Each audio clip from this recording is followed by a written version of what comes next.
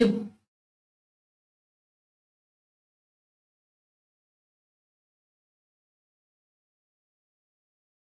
नमस्कार दोस्तों, JP study point के यूट्यूब चैनल में आपका बहुत बहुत हार्दिक स्वागत और अभिनंदन करता हूं। तो दोस्तों, एनटीए यूजीसी नेट हिस्ट्री, ठीक है, TGT PGT history, set history, all state set history और असिस्टेंट प्रोफेसर हिस्ट्री का ये थ्योरी क्लास 6 है।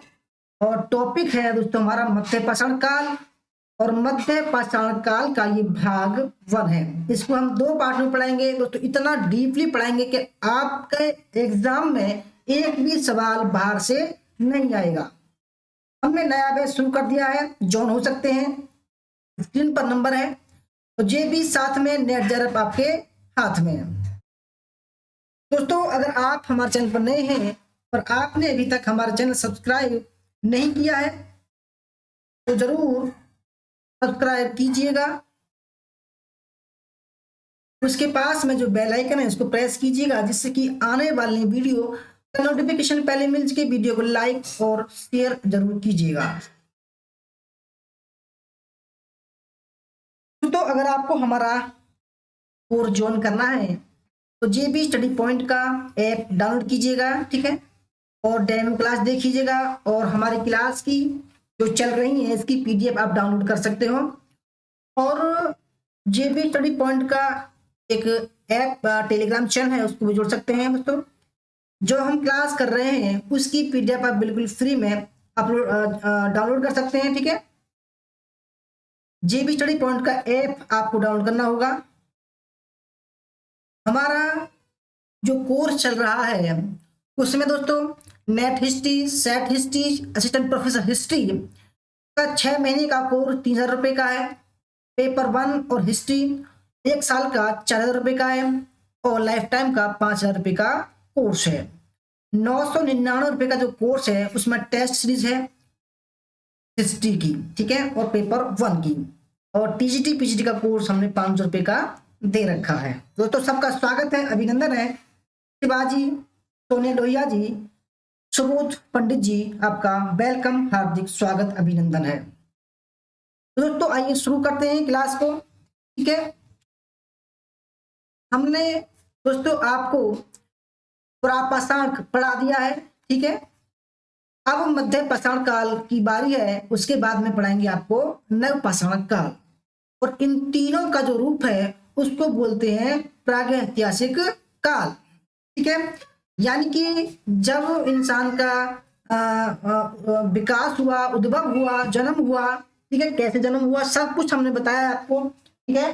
पृथ्वी की उत्पत्ति कैसे हुई है, कैसे लोगों ने बानर, मछली, मेढक से बड़े होकर कन्वर्ट करके जो है आधुनिक मानव बना है, ठीक है। सब कुछ आपको पढ़ा है। कितने काल थे, कितने काल में डिवाइड हुआ था, कितने काल में मानव की उत्पत्ति हुई, कितने प्रकार के मानव थे, सब कुछ आपको पढ़ा दिया है। Study by SSK ji, welcome आपका, गुड इवनिंग।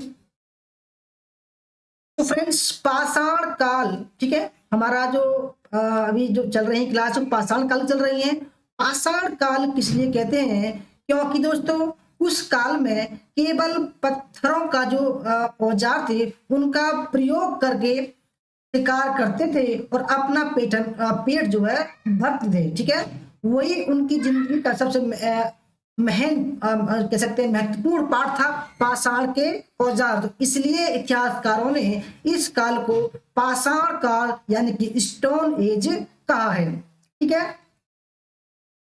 इतिहास का परिचय दोस्तों मैं बार बार बताऊंगा, क्योंकि देखो जब तक आपको इतिहास का परिचय नहीं होगा और हम क्या पढ़ा रहे हैं ये पता नहीं होगा तो आप दोस्तों जो वीडियो है उसमें थोड़ा कंफ्यूजन हो जाओगे, ठीक है। तो इतिहास को हम 3 पार्ट में डिवाइड करते हैं। पहला जो भाग है उसको बोलते हैं प्रागैतिहासिक काल या पाषाण काल। दूसरा जो काल है उसको बोलते हैं आद्य ऐतिहासिक काल या प्रोटो हिस्ट्री, ठीक है। और तीसरे पार्ट को बोलते हैं हिस्टोरिकल एज यानी कि ऐतिहासिक काल, जिसमें हम दोस्तों भारत का इतिहास सबसे ज्यादा पढ़ते हैं, जिसमें प्राचीन इतिहास है, मध्यकालीन इतिहास है और आधुनिक इतिहास है। ठीक है, इनमें जो कंपटीशन के एग्जाम होते हैं सब कुछ इसमें से आता है। और हम अगर विस्तृत ब्रॉड हिस्ट्री की बात करते हैं, यानी कि नेट हिस्ट्री, आईएएस पीसीएस की हिस्ट्री की बात करते हैं, तो हमको सारा कुछ पढ़ना पड़ता है। तो अभी हम पढ़ रहे हैं प्रागैतिहासिक काल या पाषाण काल, जिसमें हमने पुरापाषाण काल को पढ़ लिया है, जिसके 3 पार्ट थे, निम्न पुरापाषाण काल, मध्य पुरापाषाण काल और उच्च पुरापाषाण काल। ठीक है, अब हम पढ़ेंगे मध्य पाषाण काल को। ठीक है दोस्तों, मध्य पाषाण काल। पाषाण काल के 3 पार्ट मैंने बताए। पुरापाषाण काल लगभग 5 लाख या 6 लाख से 10,000 ईसा पूर्व, इसके 3 पार्ट थे, निम्न पुरापाषाण काल, मध्य पुरापाषाण काल और उच्च पुरापाषाण काल। ठीक है, इनके दोस्तों समय भी हमने दे रखी है। इस समय में मनुष्य ने कौन कौन से औजारों का प्रयोग किया, किन किन का कैसे रहता था, कहां पर रहता था, ठीक है, कौन कौन सा मानव था, वो सब कुछ आपको पिछली क्लास में बता दिया है। अब हम जो पढ़ने वाले हैं वो पढ़ेंगे दोस्तों मध्य पाषाण काल, और इसका जो समय है लगभग 10,000 से लगभग 6,000 ईसा पूर्व है। ठीक है, तो लगभग 6,000 से, ये कहीं दोस्तों 10,000 से 8,000, कहीं 10,000 से 6,000, समथिंग इतना ही आता है। ठीक है, तो मध्य पाषाण काल दोस्तों आप चित्र के माध्यम से भी पढ़ेंगे। ठीक है, देखो कभी कभी ऐसा होता है दोस्तों कि हिस्ट्री में इंटरेस्ट जब आता है जब आप चित्रों के माध्यम से पढ़ते हैं। ठीक है, Anita Kumar ji good evening, welcome. तो मध्य पाषाण काल आप देख सकते हैं लोगों ने जो है छोटे छोटे पशु और पक्षियों का शिकार करना शुरू कर दिया था, और लोगों ने जो है मैदानों में रहना शुरू कर दिया था, झोंपड़ियों में रहना शुरू कर दिया था। ठीक है, तो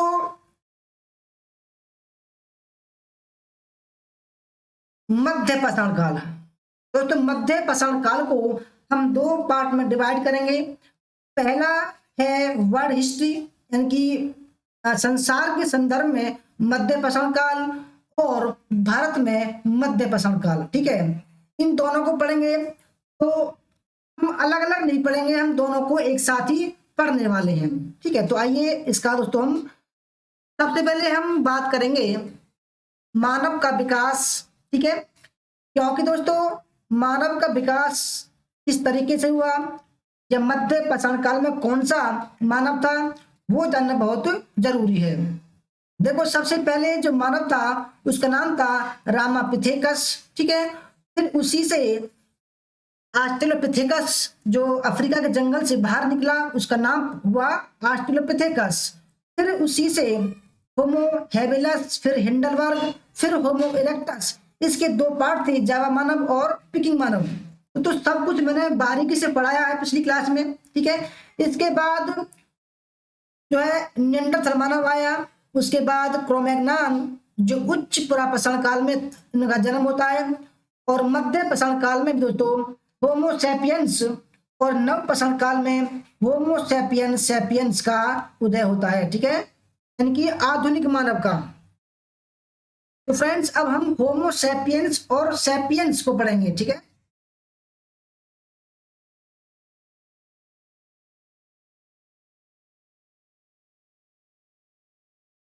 मध्य पाषाण काल के भारत में जो स्थल है, महत्वपूर्ण स्थल है, उनके बारे में थोड़ा मोटा मोटा जानते हैं, जैसे कि मेजा, करछना, चौपनी, मांडू। ठीक है दोस्तों, इसके बाद में सांभर झील राजस्थान में, बागोर राजस्थान में, लंगनाज गुजरात में, आदमगढ़ मध्य प्रदेश में, संगन कल्लू जो है कर्नाटक में पड़ता है, रेणीगुंटा तमिलनाडु, तिरुनेलवेली तमिलनाडु, गिदुलर तमिलनाडु, नागार्जुनकोंडा तमिलनाडु।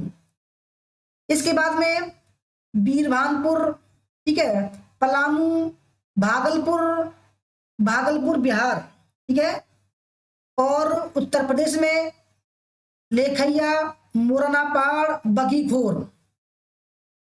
उत्तर प्रदेश में सरायनार राय, मैदा और दमदम। तो ये कुछ महत्वपूर्ण स्थल हैं जिनको जानना आपको बहुत ही जरूरी है। देखो, आज हम पार्ट फर्स्ट में कुछ मोटा मोटा ओवरव्यू पढ़ेंगे और पार्ट सेकंड में इनके अंदर का कुछ बेहतरीन सवाल जो बनते हैं जहां से उनको पढ़ेंगे। ठीक है, तो आइए शुरू करते हैं।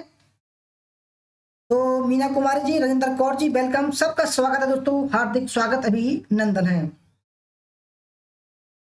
तो भारत में जो महत्वपूर्ण राज्य हैं उनमें जो मध्य प्रचल काल के स्थल हैं, जैसे कि गुजरात में लंगनाज हुआ, रतनपुर हुआ, कनेबल हुआ, लोटेश्वर हुआ।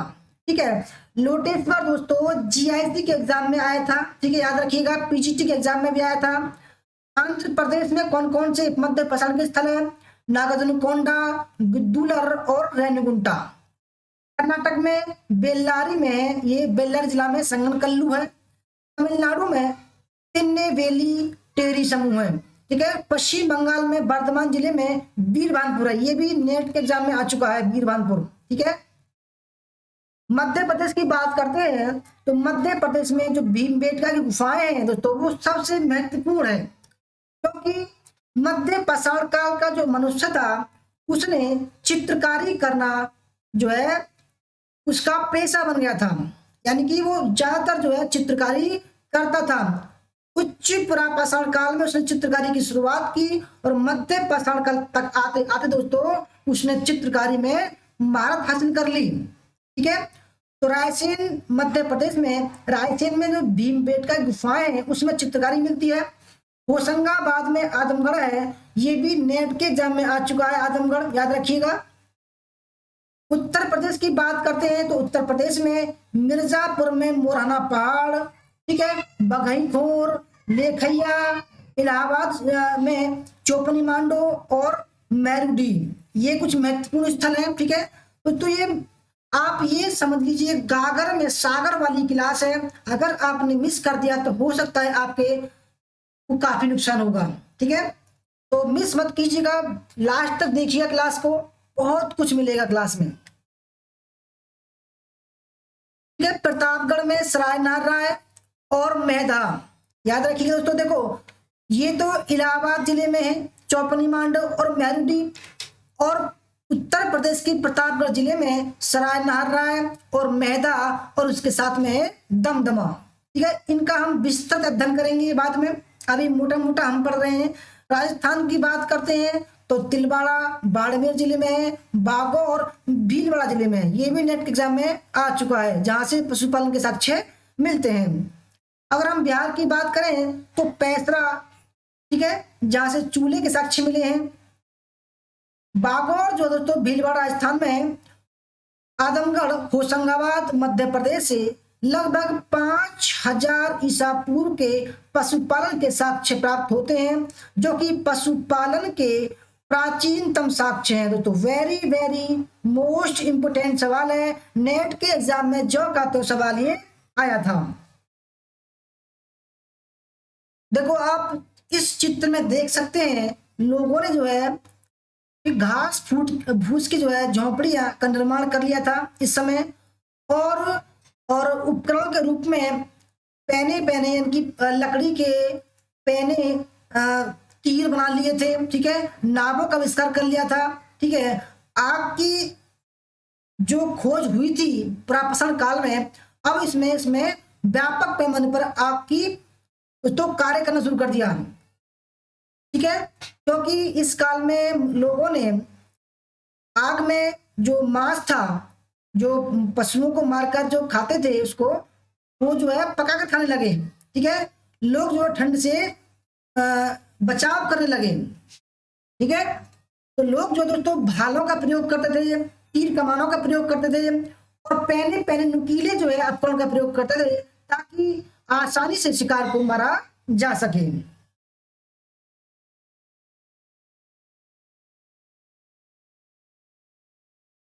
तो हम परीक्षा की बात करते हैं। ठीक है, तो जब हमने प्रापाषाण काल पढ़ा था तो उसका जो अंत हुआ था वो लगभग 10,000 ईसा पूर्व के आसपास हुआ था। ठीक है, हिमयुग था वो। मध्य पाषाण काल में जलवायु गर्म व शुष्क हो गई। ठीक है, जलवायु कैसी हो गई?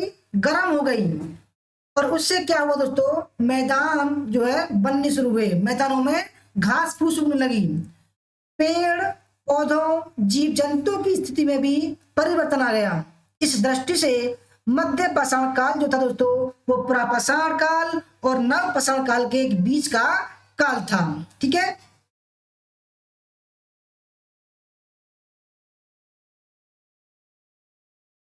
मध्य पाषाण काल, इसको इंग्लिश में बोलते हैं मेसोलिथिक एज। शब्द का सबसे पहले प्रयोग जो है होडर माइकल बेस्ट्रुप, ठीक है, होडर माइकल बेस्ट्रुप ने किया था। इंपोर्टेंट है, वेरी वेरी दोस्तों, याद रखिएगा। ठीक है, मध्य पाषाण काल के उपकरणों माइक्रोलिथ्स, ठीक है, कि भारत में सबसे पहले खोज जो है वो 1867 में CL कार्लाइल ने की थी। ये भी एग्जाम में दोस्तों आ चुका है, ज्यों का त्यों। वेरी वेरी मोस्ट इंपोर्टेंट सवाल है। ठीक है, और कहाँ खोज की थी दोस्तों, विंध्याचल पर्वतमाला में। ठीक है, यानी कि मध्य प्रदेश की विंध्याचल पर्वतमाला में इसकी खोज की थी। ठीक है, भारत में मध्य पाषाण काल होलोसीन युग के साथ में शुरू होता है। होलोसीन दोस्तों, इसको मैंने आपको पढ़ा दिया है पार्ट फर्स्ट में, याद रखिएगा। ठीक है, भूलना मत। मध्य पाषाण काल, ठीक है, लगभग 10,000 से 6,000 ईसा पूर्व के आसपास का काल था। के विषय में जानकारी सबसे पहले 1900 और ये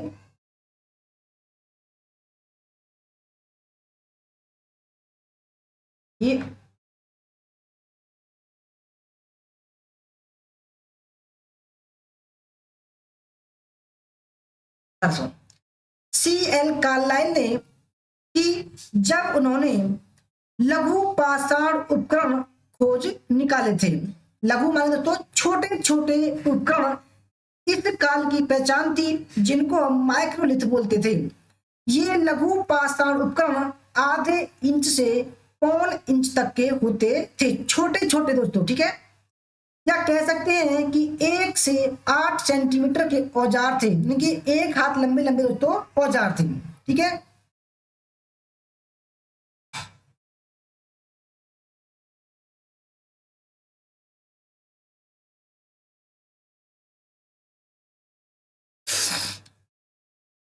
भारत में मानव अस्थिपंजर मध्य पाषाण काल से ही मिलने प्रारंभ हुए। ठीक है, भारत में मध्य पाषाण कालीन पुरास्थल राजस्थान, गुजरात, बिहार, मध्य प्रदेश, महाराष्ट्र, आंध्र प्रदेश, कर्नाटक, ठीक है, और तमिलनाडु, केरल, उत्तर प्रदेश के विभिन्न भागों में मध्य पाषाण कालीन लघु पाषाण कालीन वस्तुएं खुदाई में मिली हैं। दोस्तों देखो, ये जो प्रत्येक लाइन है बड़ी महत्वपूर्ण है। ठीक है, यदि सबसे मुख्य स्थलों की बात की जाए तो इसमें बागोर जो राजस्थान के भीलवाड़ा जिले में है, यहां से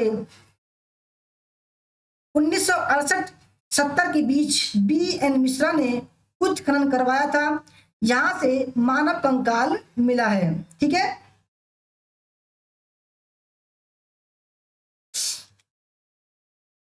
इस काल में यानी कि मध्य पाषाण काल में भी मनुष्य मुख्यतः शिकारी एवं खाद्य संग्राहक ही रहा। यानी कि दोस्तों कह सकते हैं कि अभी मानव ने यानी कि खाद्य उत्पादन को शुरू नहीं किया था। अभी जो शिकार कर रहा था वो बड़े पशुओं की जगह छोटे छोटे पशुओं का शिकार कर रहा था, जैसे कि दोस्तों हिरन हो गया। ठीक है, जंगली भैंस हो गई। ठीक है, कछुआ हो गया, मछली हो गई और पक्षियां हो गई, इनको जो है शिकार करने लगा हूं। परंतु शिकार करने की तकनीक में परिवर्तन हुआ। याद रखिएगा, शिकार करने की तकनीक में परिवर्तन आ गया था। अब वह न केवल बड़े जानवर अपितु छोटे छोटे जानवरों का भी शिकार करने लगा। अब वह मछलियां पकड़ने लगा तथा पक्षियों का शिकार भी करने लगा था। ठीक है, याद रखिएगा। पशुपालन का प्रारंभिक साक्ष्य भी इसी काल में मिलता है।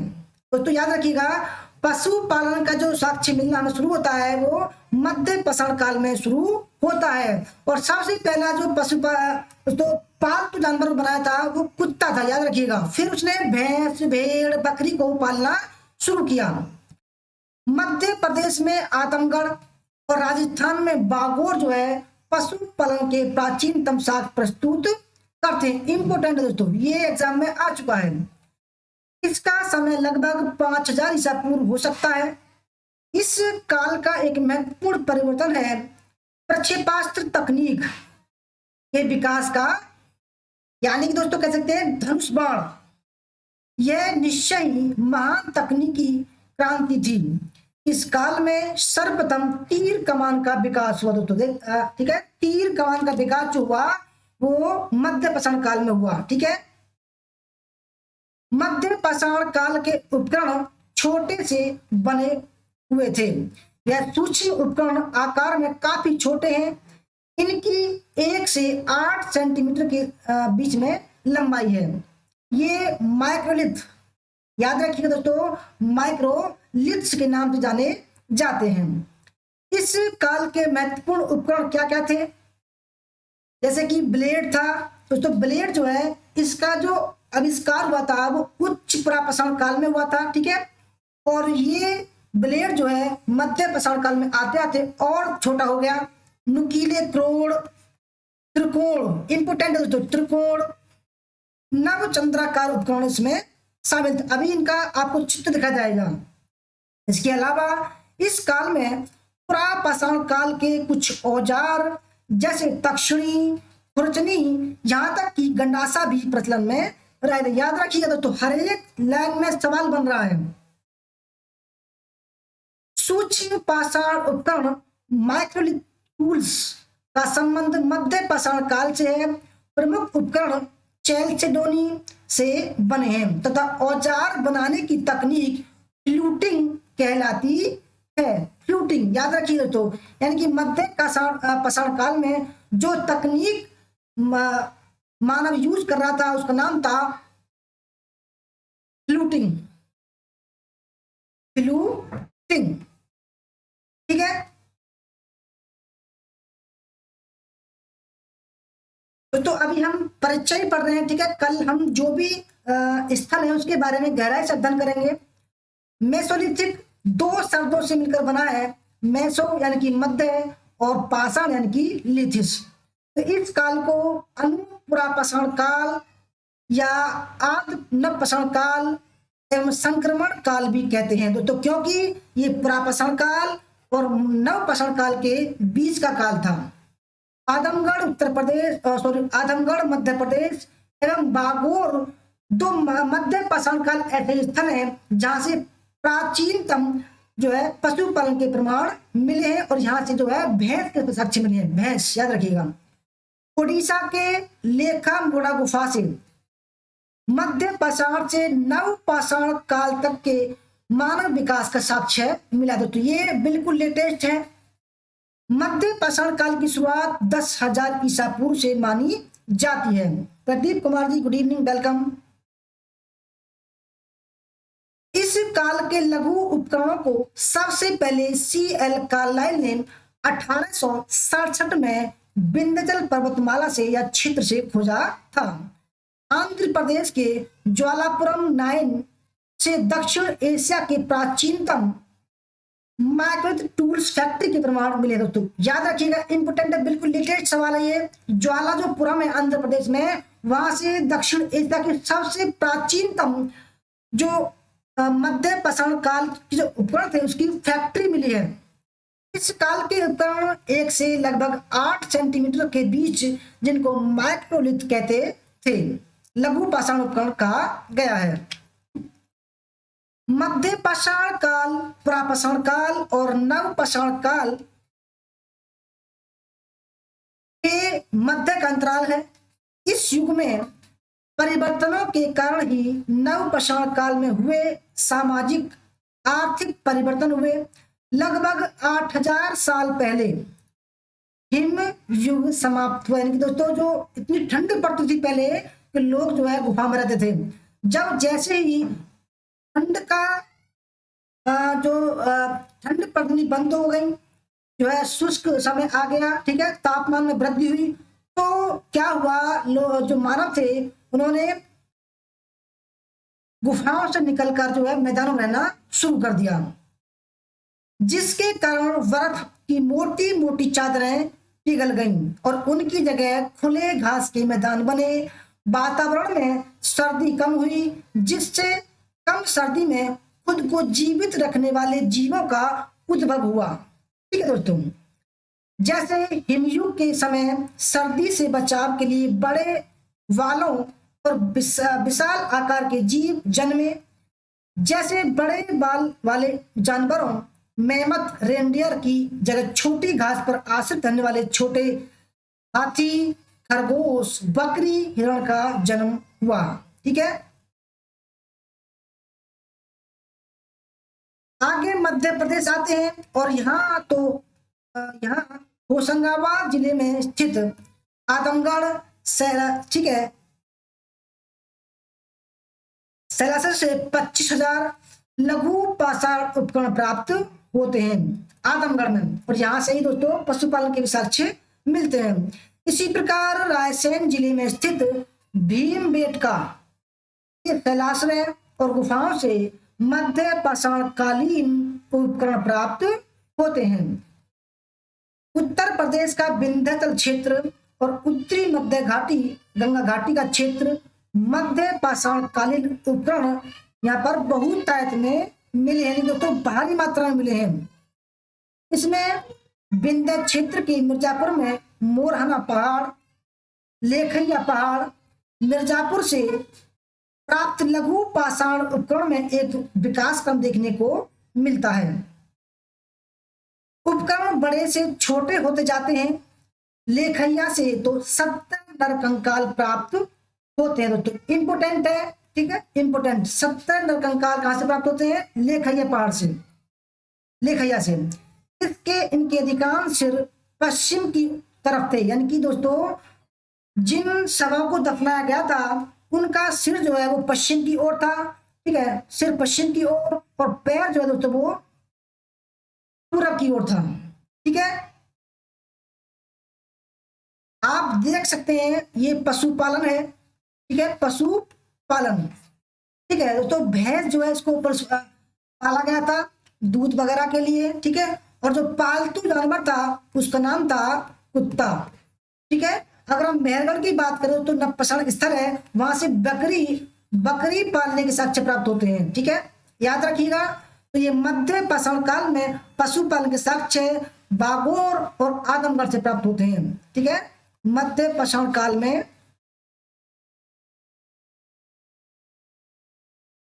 अब छोटे छोटे जानवरों के शिकार के लिए छोटे हथियारों की जरूरत पड़ी। मानव ने लघु पाषाण उपकरण बनाना शुरू कर दिया, जो क्वार्टजाइट पत्थर, दोस्तों बहुत महंगा पत्थर था ये। ठीक है, उसकी जगह पर जैस्पर, केट, चर्ट, फ्लंट, चाल्सडोनी पत्थरों के बने हुए थे। जैसे पत्थरों से बने थे, छोटे हुए जो हथियार थे वो नए हथियार जो थे वो शिकार करने में ज्यादा कारगर सिद्ध हुए, क्योंकि दोस्तों देखो पुरापाषाण काल में भारी पत्थर था, भारी औजार थे और उसको उठाने में ही काफी मशक्कत करनी पड़ती थी। अब क्या था, इन्होंने दोस्तों क्या किया कि जो औजार थे उनको पैना बनाना शुरू कर दिया, ताकि एक ही बार में जो है शिकार मर जाए। तो इन हथियारों को लकड़ी या हड्डी की हत्तों में फिट किया गया था। इन हथियारों में प्रमुख एक धार फलक, यानी कि एक धार थी उसमें, बेधनी, पॉइंट, अर्धचंद्राकार, लूनेट, समलव, ट्रेपेज आदि थे। इस प्रकार धनुष बाण की तकनीक भी मध्य पाषाण काल में विकसित हुई। दोस्तों कभी कभी ये एग्जाम में आता है कि जो धनुष बाण है वो सबसे पहले किस काल में बनाए गए थे? तो मध्य पाषाण काल में बनाए गए थे। बीरभानपुर पश्चिम बंगाल, लंगनाज गुजरात, आजमगढ़ मध्य प्रदेश, बागोर राजस्थान, मोरहाना पहाड़, सराय नारायण, मैदा प्रतापगढ़ उत्तर प्रदेश आदि दोस्तों विशेष जो है महत्वपूर्ण स्थल थे। देखो अब उपकरणों की बात करते हैं दोस्तों, आप देख सकते हैं कि दो जीव हैं, ठीक है। तो इसके हाथ में क्या लग रहा है दोस्तों, एक भाला टाइप है जिसकी जो नोक है वो काफी पतली है, ठीक है। बस जिसको ये मारेगा वो उसके शरीर में आर पार हो जाएगा। अब ये इनके उपकरण प्राप्त हुए जैसे कि चंद्राकार है, ठीक है, ये भी चंद्राकार है, ठीक है, ये भी चंद्राकार है, ये भी चंद्राकार है, ठीक है। तो ये जो लंबे हैं परंतु इनकी जो जो नोक है वो बिल्कुल पतली है, याद रखिएगा पतले हैं, ठीक है। देखो ये जो है छोटे छोटे हैं, 7 से 8 इंच के हैं, ठीक है। तो ये जो है एक ही बार में जानवर को मार देते थे, इसलिए इनको माइक्रोलिथ कहा गया है, याद रखिएगा। माइक्रोलिथ मतलब जो है माइक्रोलिथ मतलब होता है दोस्तों छोटे छोटे हथियार, ठीक है। और देखिए देखो कितने पतले पतले हो जा रहे हैं दोस्तों, एक ही बार में इंसान के शरीर में आर पार हो जाएगा ये, ठीक है। इतने पैने अब बनने लगे थे। आप देख सकते हैं ये औजार थे मध्य पाषाण काल के,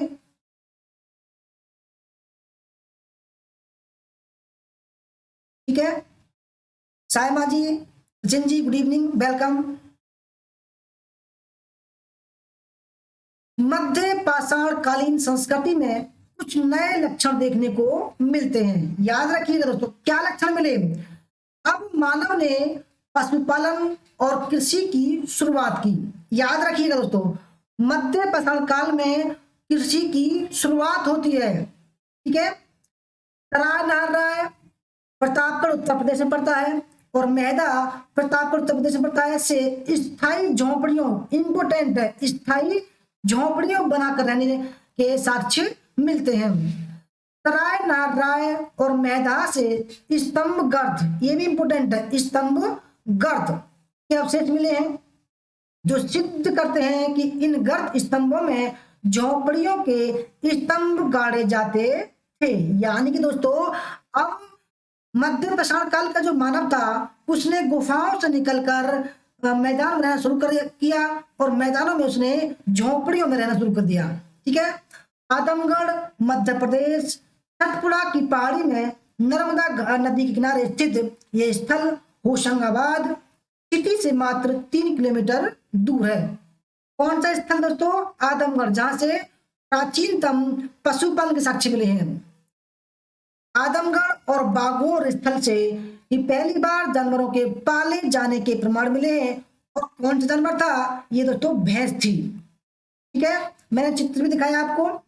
पशुपालन के ये साक्ष्य मध्य पाषाण काल के आखिरी समय में मिले हैं, यानी कि नव पाषाण काल कुछ 100 वर्षों बाद जो है प्रारंभ हो गया था और उसके बाद में जो पशुपालन था दोस्तों वो अपनी परिपक्व अवस्था में आ गया था नवपाषाण काल में, ठीक है। तब लोगों ने एक बेहतरीन समाज का निर्माण किया, ठीक है, परिवार का निर्माण किया, समाज का निर्माण किया, गांव का निर्माण किया, ठीक है।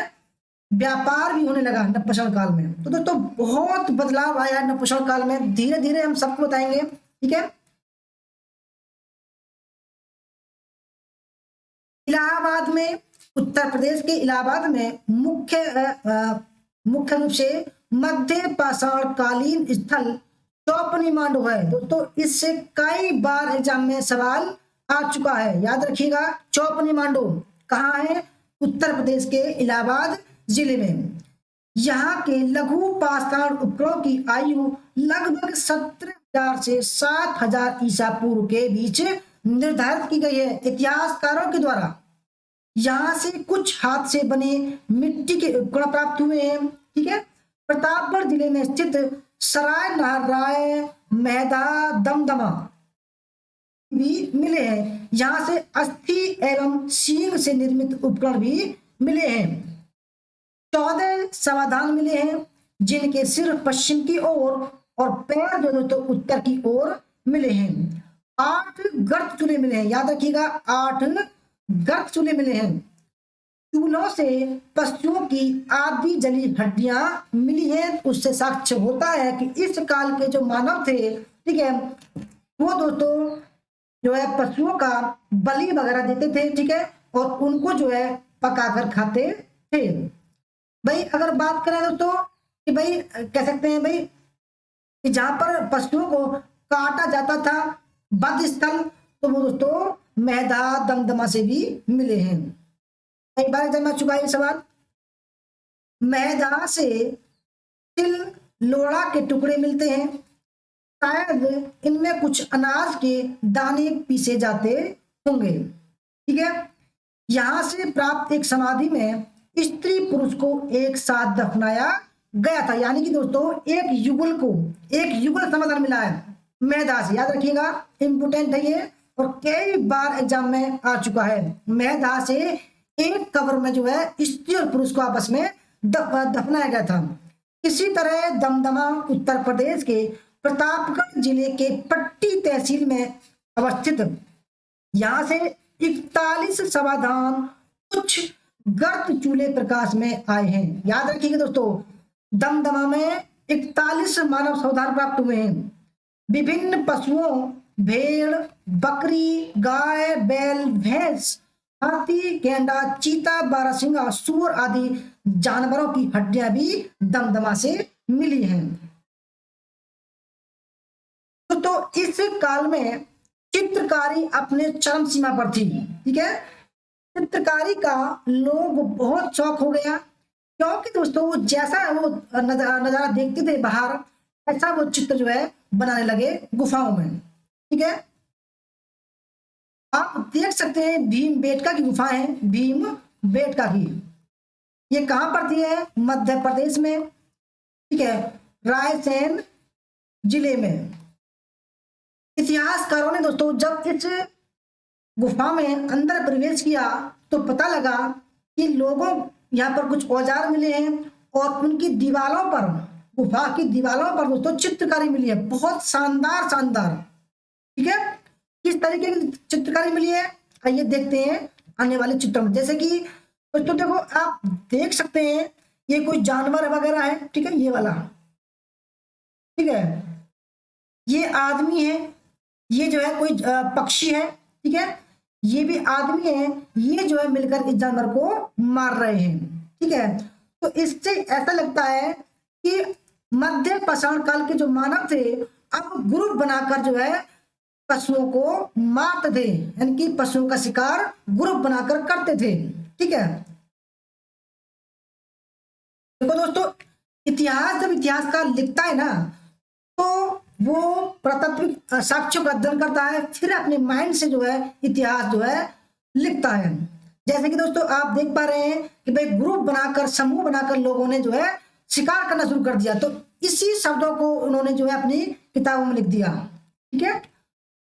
अब आप देख सकते हैं दोस्तों, ये कोई स्त्री है, ठीक है, और ये कोई पुरुष है, और इनको जो है दोस्तों क्या क्या किया गया है कि भाई इनको जो है ये प्रेम भावना, उनकी लोगों में प्रेम भावना जो है पनपने लगी, ठीक है, और लोगों ने आपस में प्यार मोहब्बत कह सकते हैं लव वगैरह भी करना शुरू कर दिया था, ठीक है। तो इसीलिए जो है जब कब्र कब्र में एक कब्र में जो है स्त्री पुरुष का समाधान मिला है, तो उससे साक्ष्य लगाया इतिहासकारों ने कि भाई लोगों ने जो है देखा कि भाई एक स्त्री और पुरुष को अलग नहीं कर सकते, उन दोनों में जो है प्रेम भाव है, तो उन्होंने जो है उन दोनों को एक साथ दफना दिया मरने के बाद में, ठीक है। आप देख सकते हैं दोस्तों, देखो कितना शानदार चित्र है, और ये जो ये पैनी लकड़ी है, पैनी औजार है, उससे जो है दोस्तों औजार बना रहे हैं, ठीक है। ये गुफाओं में है और ये मध्य पाषाण काल के मानव हैं, ठीक है, जिन्होंने अब अपना तन ढकना शुरू कर दिया था, ठीक है, अपने गुप्तांगों को ढकना शुरू कर दिया था, और देख सकते हैं इसी से इन्होंने चित्रकारी वगैरह भी शुरू कर दी थी, ठीक है। छोटे छोटे औजार बनाने भी इन्होंने इसी समय शुरू किए थे। ये देखिए ये भी चित्र है दोस्तों, ठीक है। ये देख सकते हैं आप कि भाई ये कोई बड़ा जानवर है और इसके छोटे छोटे जानवर हैं, ठीक है।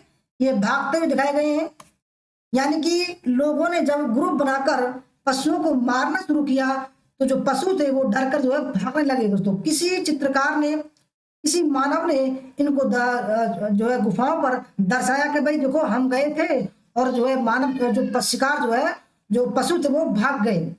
उसी समय का ये चित्र बनाया किसी ने, तो ये रियल है, कोई फेक नहीं है, ठीक है। लंगनाच गुजरात में पड़ता है, से हाथ से बनाए मिट्टी के बर्तन बनाए जाने लगे। भोजन पकाए जाने के लिए चूल्हों को बनाए जाने के साक्ष्य भी मिलते हैं, ठीक है। साथ में मिट्टी के बर्तन भी मिलते हैं। विंध्याचल की पहाड़ियों में मध्यकालीन चित्र बने मिलते हैं जिनमें नृत्य करते हुए आदमी, ठीक है। लोगों ने दोस्तों नाचना गाना शुरू कर दिया क्योंकि इस समय लोगों में प्रेम भावना जो है जागृत हो गई थी। हिरण, जंगली भैंसे के शिकार के दृश्य, युद्ध के दृश्य इन गुफाओं पर मिलते हैं, यानी कि मध्यकालीन चित्र जो है मिलते हैं।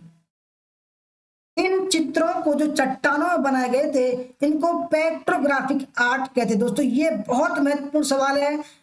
सवाल ऐसा आता है कि भाई जो मध्य पाषाण काल के जो चित्र हैं उनको क्या कहते हैं, तो पेट्रोग्राफिक आर्ट बोलते हैं, उसको याद रखिएगा, पेट्रोग्राफिक आर्ट।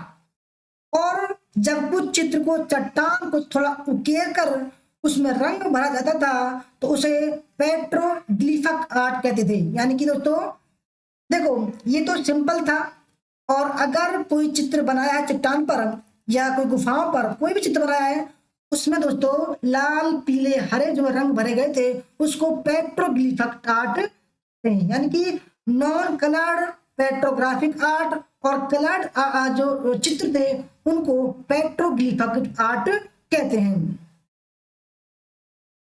इस प्रकार इन प्रतात्विक प्रमाणों से यह निष्कर्ष निकलता है कि मध्य पाषाण कालीन मानव का जीवन जीने का ढंग पाषाण कालीन मनुष्य से कुछ भिन्न था, ठीक है दोस्तों।